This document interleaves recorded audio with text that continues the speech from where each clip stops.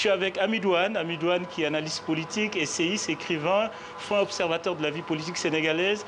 Alors Amidouane, comment vous expliquez ce délai qui est quand même surprenant parce qu'on s'attendait à voir les résultats très vite? Effectivement, tout le monde s'attendait à avoir les résultats relativement vite, eu égard notamment au nombre des candidats, donc ils ne sont que 5 par rapport au scrutin précédent. Mais pour l'instant, n'étant pas dans le secret des dieux, il est très difficile de donner une raison objective.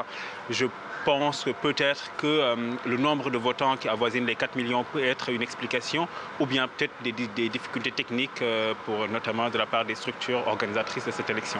Pourtant, le Premier ministre, qui est le directeur de campagne du candidat Sall, le candidat sortant, a donné vainqueur, victorieux, son candidat avec 57% des résultats. Comment vous expliquez qu'on donne les résultats dès le lendemain, surtout par la voix du Premier ministre? Il faut remarquer une chose, c'est la seule personnalité politique à avoir donné un chiffre. Il faut le dire sans embâche, ces propos du Premier ministre sont absolument inacceptables et les propos ne cadrent pas avec la sérénité, la responsabilité et la rigueur qu'on attend d'un homme d'État.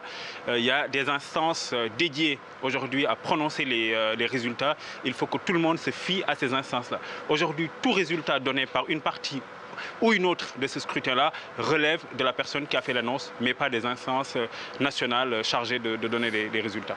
On a vu aussi ici que du côté de l'opposition, notamment le candidat Ousmane Sonko, s'en est violemment pris aux médias, appelant ses militants à barrer la route ou en tout cas à s'en prendre à tous les médias qui donneraient des résultats ou des tendances.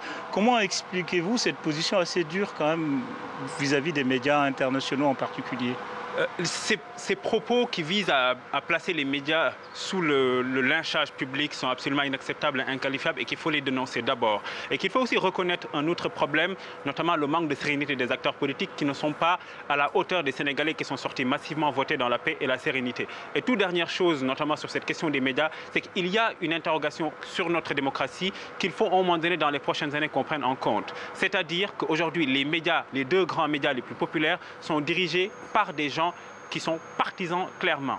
Youssou N'Dour qui dirige le groupe Futur Média et Bougane Gueye Dany qui dirige le groupe des médias sont tous partisans et on les a vus dans les campagnes respectivement de Macky Sall et du candidat Idrissa Seck. Et c'est des problèmes pour le futur de notre démocratie qu'il faut interroger sereinement.